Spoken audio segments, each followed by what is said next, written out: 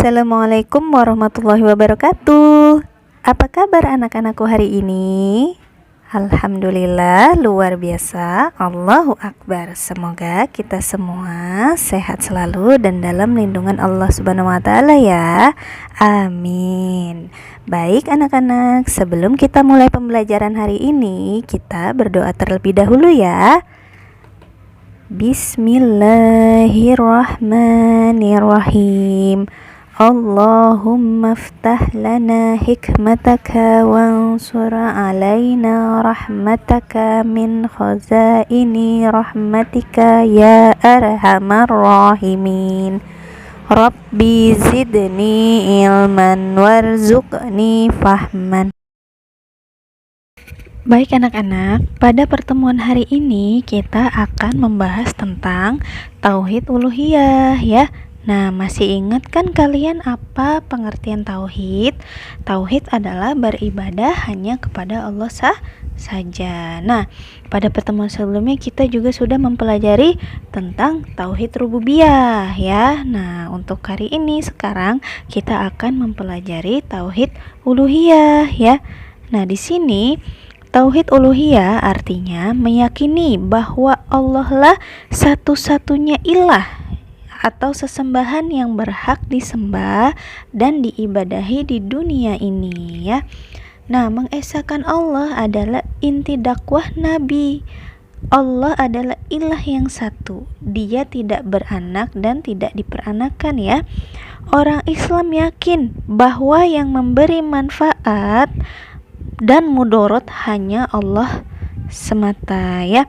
Batu, pohon besar, sungai, laut tidak akan dapat memberi mudorot. Orang yang beriman merasa tenang hidupnya ya.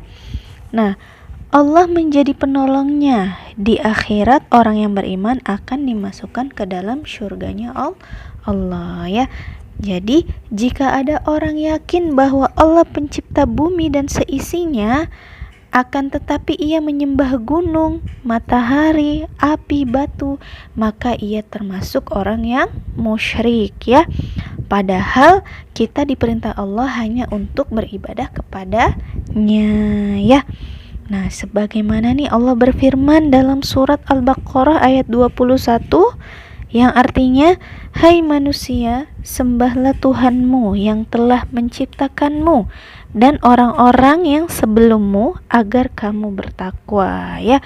Nah, di sini juga jelas ya anak-anak bahwa kita disuruh apa? Hanya menyembah Allah saja ya. Nah, di sini lawan dari tauhid uluhiyah adalah syirik ya. Masih ingat kan kalian apa arti syirik? Nah, syirik adalah perbuatan menyekutukan Allah. Orang yang berbuat syirik disebut musyrik ya. Seseorang yang berbuat syirik berarti tidak memiliki tauhid uluhiyah ya anak-anak ya. Nah, di sini ada beberapa contoh syirik dalam hal uluhiyah. Yang pertama, menyembelih hewan untuk jin dan pohon. Tuh ya, itu termasuk perbuatan syirik. Yang kedua, memberi sesajen kepada laut dan tempat keramat. Itu juga termasuk perbuatan syirik. Yang ketiga, percaya pada dukun. Yang keempat, mempelajari ilmu kebal dan memakai jimat ya. Jadi semua itu adalah contoh dari perbuatan syirik dalam hal uluhiyah ya anak-anak ya. Nah, jadi anak-anak paham ya. Nah, jadi di sini kita harus apa?